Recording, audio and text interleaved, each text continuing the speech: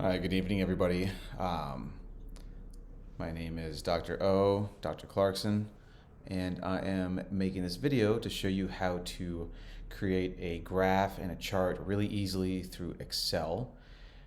You can do this through Excel, or you could do this through your Outlook email address, which is what I'm using right now. And so this is for the Ubiquity bacterial swab report. And so the lab report requires that you have a graph in it, and so it's not very difficult to do your graph. Very straightforward. So I kind of created a sample version of what the graph might look like. I have here in column A listed all the different types of fomites, starting with like nose, armpit, foot, hair. This would be your animate fomites, and then I have your inanimate fomites listed as door, floor, faucet, keyboard. These are just examples.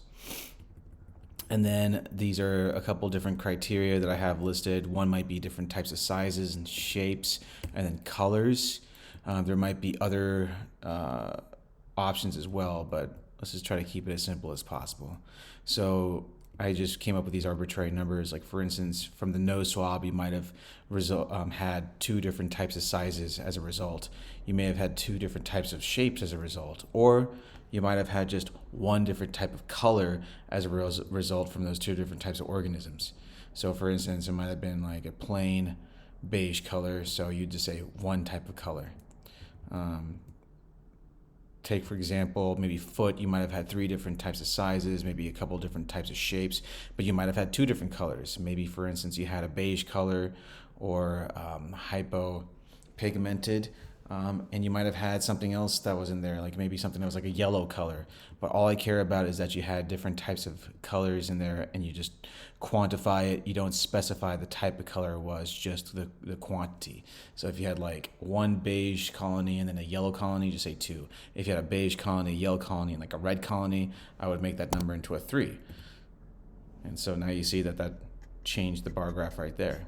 So whenever you're done with all this, all you have to do is just highlight the region that you want to be converted into a graph. You go up to Insert, and it's already on Insert now. So you have these different options. You can make a little, you can make a pie graph, or you can make a bar graph on a vertical plane, or you can have a bar graph on a horizontal plane. So let's do a bar graph again on a horizontal plane. Looks a little bit different than the first one I did, but basically exactly the same type of thing. You can change your chart title, so you could say, well, I know that you can change it when you throw this into a Word document, but right now here we go.